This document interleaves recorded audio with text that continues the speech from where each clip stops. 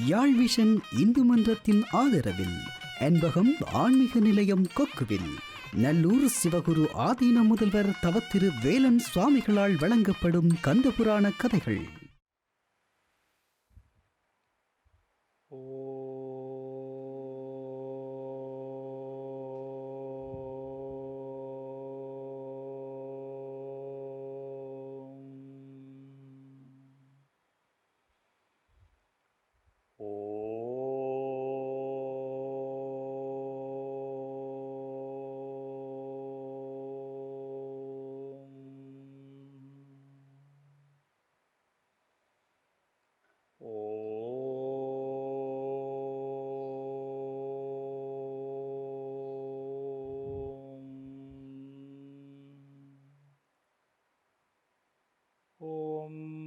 वक्रतुंड महाकाय सूर्यकोटि समप्रभ निर्विघ्नं कुरु मे देव सर्वकार्येषु सर्वदा सरस्वती नमस्तुभ्यं वरदे कामरूपिणी विद्यारंभं करिष्यामि सिद्धिर्भवतु मे सदा गुरुर्ब्रह्मा गुरुर्विष्णुः गुरुर्देवो महेश्वरः गुरुसाक्षात् परब्रह्म तस्मै श्री गुरवे नमः।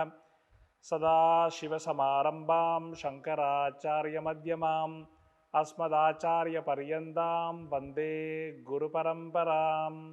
ॐ कार्तिकेयाय विद्महे शक्तिगस्ताय धीमहि तन्नो स्कन्दः प्रचोदयात्।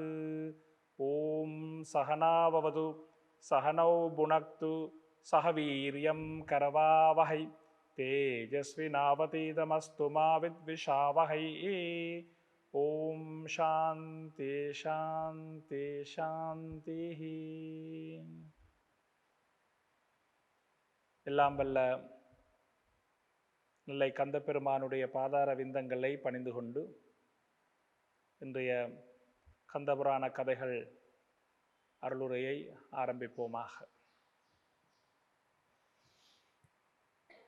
இன்றைய கலியுகத்திலே கலியுக வரதனாம் கந்தப்பெருமானுடைய வரலாற்றை கதைகளை நாங்கள் தொடர்ச்சியாக பார்த்து வருகின்றோம்.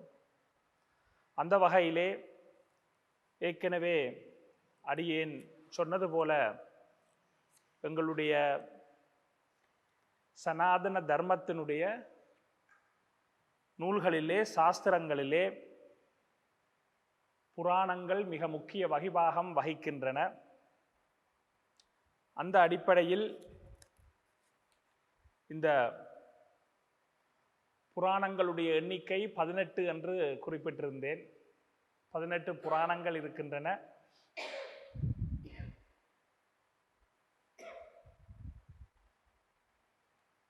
அதேபோல 18 உபபுராணங்கள் இருக்கின்றன. எங்களுடைய கச்சியப்ப சிவாச்சாரியார் சுவாமிகள் அருளிய கந்த புராணத்திலே உற்பத்தி காண்டத்திலே அந்த விவரணம் கூட வருகின்றது. நம்பனார்க்கு 1 நாரணற்கு 4 அம்புயத்தவர்க்கு 2 அலரியங்கியாம் உம்பவர் வான் சுடர்களுக்கோர் 1 என்பரால் இம்பரில் இசைக்கும் அப்புராணத்து எல்லையே என்று கச்சியப்ப சுவாமிகள் பாடுகிறார். இப்ப நம்பனார்க்கு 1 இந்த புராணங்களுடைய எண்ணிக்கை. நம்பனார் என்பது சிவன், சிவபெருமான். நம்பனார்க்கு 1. சிவபெருமானுக்கு 10 புராணங்கள், நாரணற்கு 4. நாரணன் என்பவர் விஷ்ணு, நாரணற்கு 4. விஷ்ணுவுக்கு 4 புராணங்கள்.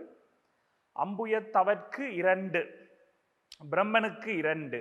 அம்புயத்தவர் அவருக்கு 2, அம்புயத்தவர்க்கு 2. அலரி அங்கியாம் உம்பவர் வான் சுடர்களுக்கோர் 1. சூரியனும் அக்னியுமாக இருக்கக்கூடிய வானத்து இந்த சுடர்களுக்கு ஒவ்வொன்று. சூரியனுக்கு 1, அக்னிக்கு 1. அப்போ மொத்தம் எத்தனை?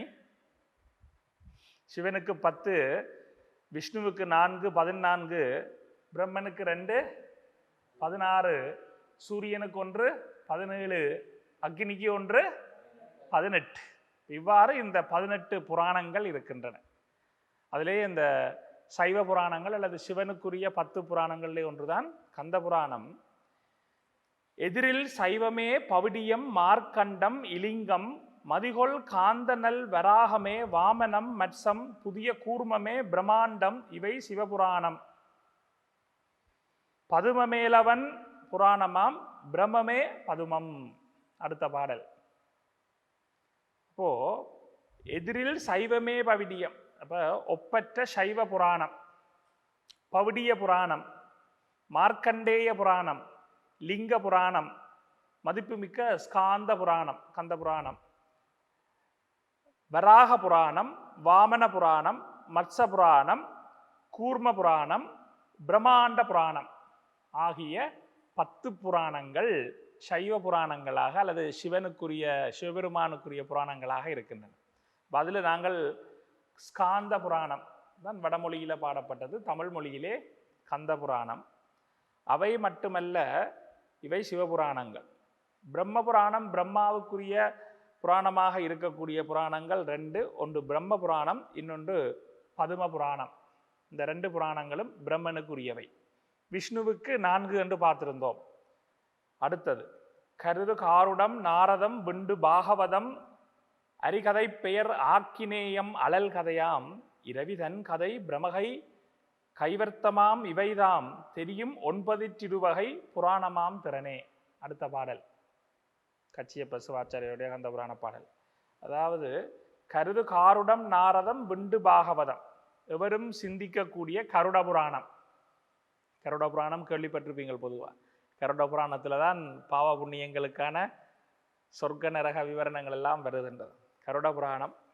அடுத்தது அதாவது கருட புராணத்தை தான் நாரதீய புராணம் என்றும் சொல்லுவார்கள்.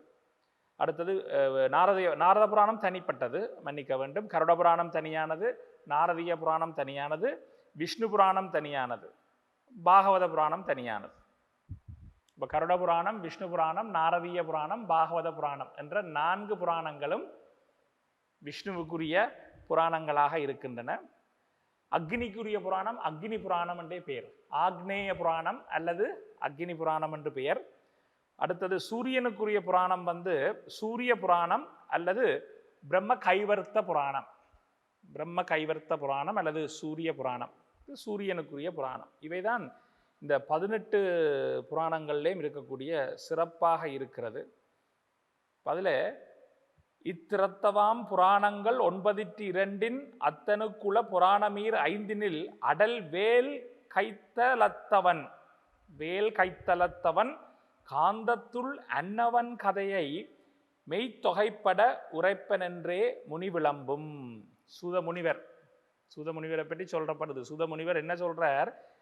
இத்திரத்தவாம் புராணங்கள் 9 இத்தன்மை பெற்ற 18 புராணங்கள்ல அமைந்த சிவனுக்குரிய 10 புராணங்களுள் அத்தனுக்குல புராணம் ஈரைந்து 10 அடல் வேல் கைத்தலத்தவன், அடல் வலிமை பொருந்திய, வேலினை கையில் ஏந்திய, கைத்தலத்தவன் ஏந்தக்கூடிய கந்தப்பெருமானுடைய காந்த புராணத்துள், காந்தத்துள், ஸ்காந்தம் என்றுதான் வடமொழியில சொல்லப்படுது. கந்தம் இல்லை, ஸ்காந்தம். காந்த புராணம், ஸ்காந்த புராணம். காந்தமண்டா கவரக்கூடியது, உங்களுக்கு தெரியும்.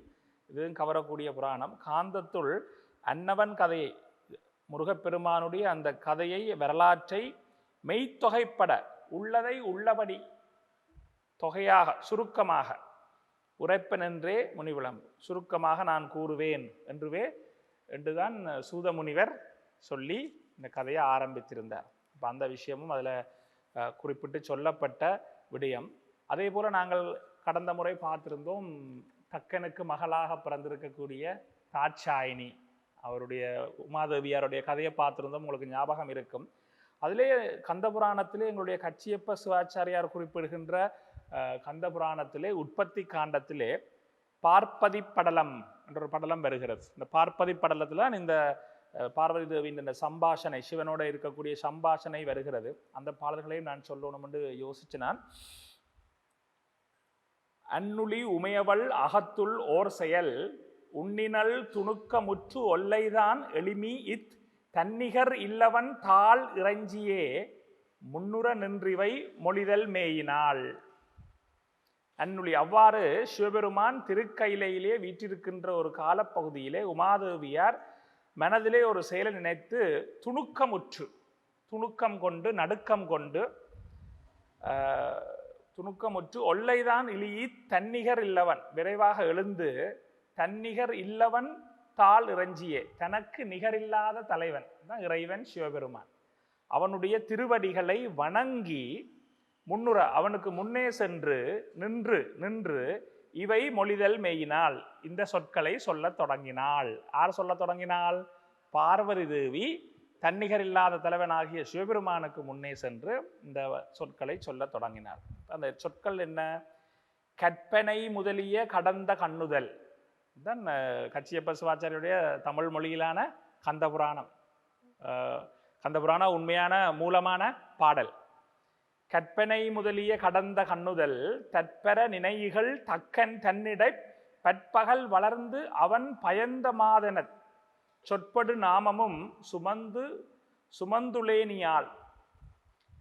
கற்பனை முதலிய கடந்த கண்ணுதல், கற்பனை முதலியவற்றையெல்லாம் கடந்திருக்கக்கூடிய கண்ணுதல், நுதல் நெற்றிக்கண், கண்ணுதல் நுதல் கண், நெற்றிக்கண்ணை உடைய தற்பர நினைகள் தக்கன் தன்னிடை. அப்படிப்பட்ட இறைவனே, நான் உன்னை இகழ்ந்து தக்கன் தன்னிடை, தக்கனிடத்திலே பல நாட்கள் பற்பகல், பல பகல்கள் பல நாட்கள் வளர்ந்து, தக்கனிடத்திலே நான் பல நாட்கள் வளர்ந்து அவன் பயந்த மாதன, அவன் அந்த என்ன சொல்றது, அந்த தீயவன் பெற்ற மகள் என்று சொல்லப்படுகின்ற பெயர் சொற்படு நாமமும்.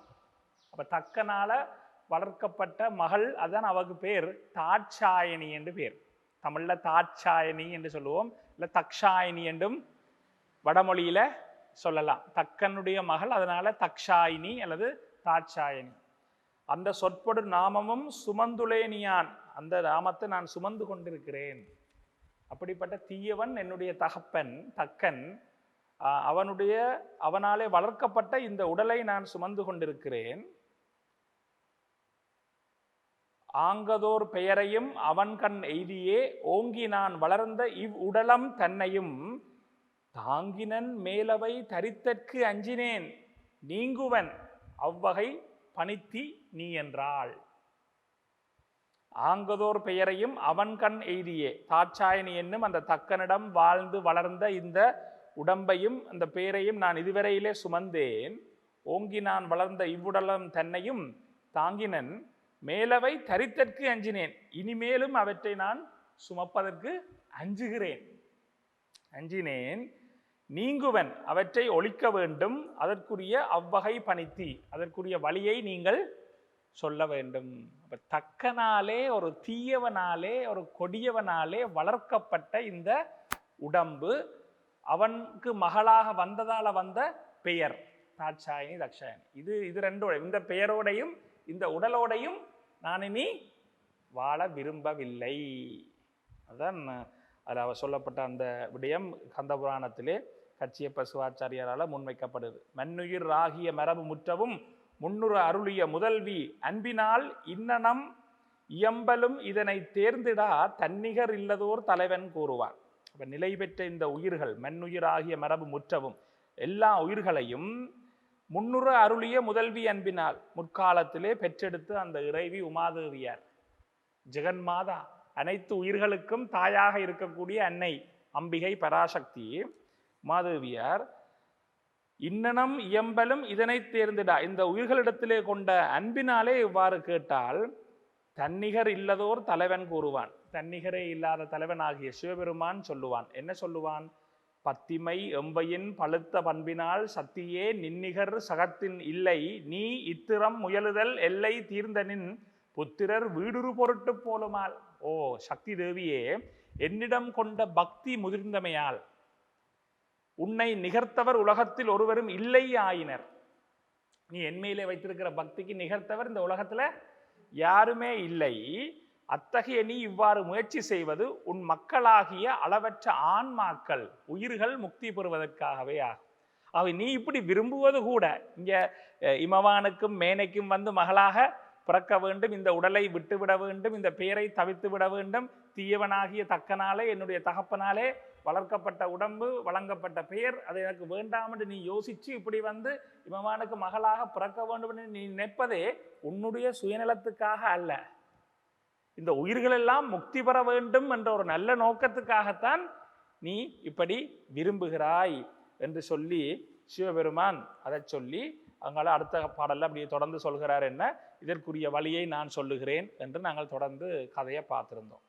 அப்ப அப்படியான அந்த இமயமலை அரசனுக்கு மகளாக வந்து இமவானுக்கும் மேனைக்கும் மகளாக பார்வதி தேவியார் பிறக்கிறார். உங்களுக்கு தெரியும் எப்படி அந்த குழந்தையை கண்டெடுத்தது, அம்பிகை என்ற காட்சி மன்னனுக்கு கிடைத்தது.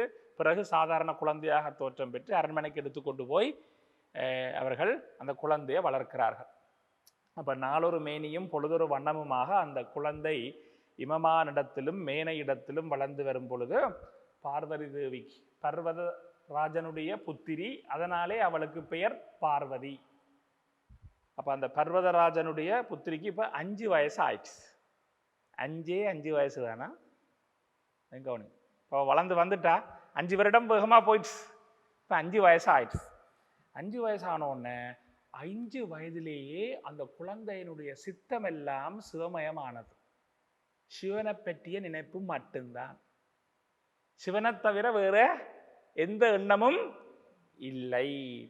அப்படியான ஒரு நிலையிலே அந்த பார்வதியுடைய அந்த குழந்தையுடைய உள்ளத்துல பரமேஸ்வரனுடைய தோற்றம் அவருடைய இதெல்லாம் பிரகாசித்து கொண்டிருக்கின்ற பொழுது அவளுடைய நண்பர்கள் நண்பிகள் அந்த அரண்மனையில தான் வளர்ந்து வருகிறாள். அவர்களுடைய நண்பிகள் தோழியர் 2 பேர் இருக்கணும். அவைக்கு பேர் ஜெயை விஜயை. ஜெயமண்டாலே வெற்றி, விஜயமண்டா விசேஷ வெற்றி. ஸோ 2 தோழியர், 2 பேரும் வெற்றியினுடைய எடுத்துக்காட்டாக இருக்கக்கூடிய பெயர்களை கொண்டிருக்கக்கூடிய தோழியர் ஜெயை விஜயை என்று 2 தோழியர் யாருக்கு பார்வதிக்கு இருக்கணும். அப்போ தோழிகளோட சேர்ந்து கொண்டு எப்பவுமே சிவன் பார்வதி விளையாட்டுத்தான் அவை விளையாடுறது. 5 வயசுல விளையாட்டு வயது, சிறுபிள்ளை பருவம். அப்படியெல்லாம் விளையாடி கொண்டிருக்கும் பொழுது அந்த சின்ன வயதிலேயே அந்த பார்வதி தேவியினுடைய மனதில் 5 வயதிலேயே பார்வதி தேவியினுடைய மனதில் நான் சிவபெருமானைத்தான் திருமணம் முடிக்க வேண்டும், சிவபெருமானை அடைய வேண்டும் என்ற எண்ணம் தோற்றம் பெற்று 5 வயசுலே. இப்போ அந்த எண்ணம் தோற்றம் பெற்று அது ஆழமாக பதிந்த பொழுது அடுத்த கட்டமாக அந்த பிள்ளை என்ன செய்யுது, பெற்றோர்களாகிய இமவானிடமும் மேனையிடமும் போய் சொல்லுது. அவர்களுக்கு இதை கேட்டது மிக பெரும் சந்தோஷம். சிவபக்தர்கள், சிவபெருமாண்ட இறைவனையே அடைய வேண்டும் என்று எங்களோட குழந்தை விரும்புகிறதே, இறைவனையே திருமணம் முடிக்க வேண்டும் என்று எங்களுடைய இந்த குழந்தை விரும்புகிறதே, இந்த விருப்பம் தோன்றியது எவ்வளவு பெரிய விஷயம் என்று சொல்லி அவர்கள் மிக சந்தோஷப்பட்டார்கள். இருந்தாலும் அவர்களுக்குள்ள ஒரு சின்ன ஒரு ஏக்கம், ஒரு தயக்கமும் வந்துவிட்டது. என்ன ஏக்கம் வந்து விட்டது என்றால், திருமணம் என்றால் என்ன, பெற்றோருக்கு வரக்கூடிய கவலை என்ன, திருமணம் செய்து கொடுத்து விட்டால் பிரிய வேண்டும், மகளை பிரிய வேண்டும். பாசமா ஆசையா பெற்று வளர்த்த அந்த மகளை பிரிய வேண்டும் என்ற ஒரு பெரும் சவால், கவலை பொதுவாக எல்லா பெற்றோர்களுக்கும் இருக்கு. அப்ப அந்த கவலை இமவானுக்கும் மேனைக்கும் வந்துட்டுது. அப்ப அவர்களுடைய அந்த நிலையையும் புரிந்து கொண்ட பார்வதி 5 வயசுலேயே அவள் எல்லாத்தையும் புரிந்து கொள்றாள். அவ்வளவுக்கு அவளுடைய அறிவு முதிர்ச்சியாக இருக்கிறது. அந்த நிலையில அவள் என்ன சொல்றாள் பாருங்கோ, நீங்க சாதாரணமா யோசிச்சு பாருங்கோ, இன்றைக்கு உங்களோட வீடுகளில் இருக்கக்கூடிய 5 வயசு குழந்தைகள் இவ்வளவு கதைப்பினமா என்றது ஒரு பெரும் கேள்வியாத்தான் இருக்கு. ஆனால் அந்த அறிவிண்ட முயற்சி அவள் என்ன சொல்றாண்டா, பெண்ணென்று பிறந்து விட்டால் மாற்றான் வீட்டுக்கு போய்த்தான் ஆக வேணும், திருமணம் முடித்து போகத்தான் வேண்டும், அதற்காக வருந்துவது கவலைப்படுவது விவேகம் அல்ல,